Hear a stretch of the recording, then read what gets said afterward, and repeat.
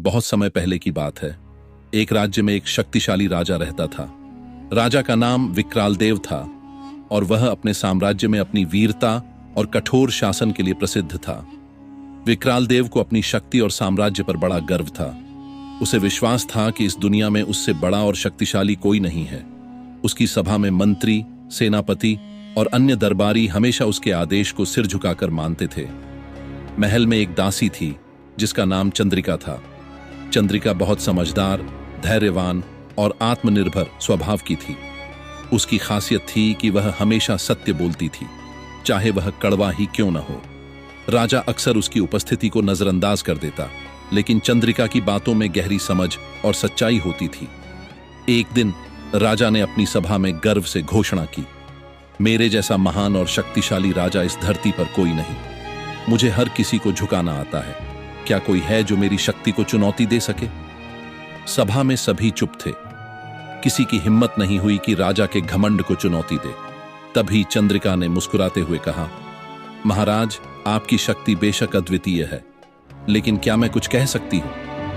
राजा ने घमंड भरे स्वर में कहा, बोलो। चंद्रिका ने कहा, आपकी महानता तभी पूरी होगी जब आप दूसरों की सेवा करें। असली शक्ति वह है जो दूसरों का भला करे, न कि उन्हें झुकाने में लगी रहे। राजा यह सुनकर क्रोधित हो गया। उसने आदेश दिया कि चंद्रिका को महल से बाहर निकाल दिया जाए, लेकिन चंद्रिका शांत रही। जाते जाते उसने कहा, महाराज, समय सबसे बड़ा शिक्षक है।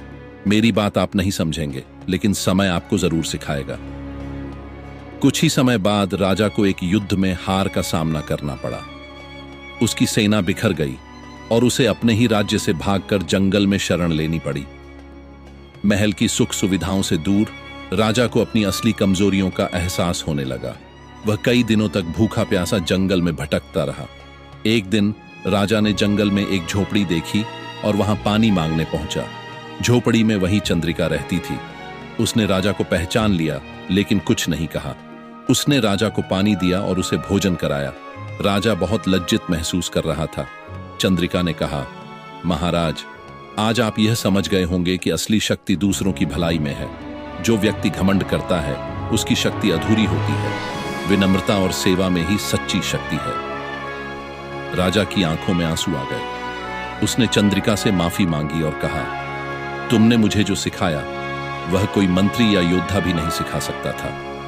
अब से मैं अपनी शक्ति का उपयोग अपने राज्य और प्रजा की भलाई के लिए करूंगा। इसके बाद राजा विकरालदेव ने अपने राज्य को फिर से संगठित किया और प्रजा की भलाई के लिए काम किया। चंद्रिका उसकी सबसे बड़ी सलाहकार बन गई। राजा ने अपने घमंड को त्याग कर सच्ची महानता प्राप्त की और उसकी कहानी पूरे राज्य में प्रेरणा बन गई। निष्कर्ष, ये कहानी सिखाती है कि असली शक्ति और महानता दूसरों की सेवा और विनम्रता में है। घमंड से अंततः केवल विनाश ही होता है।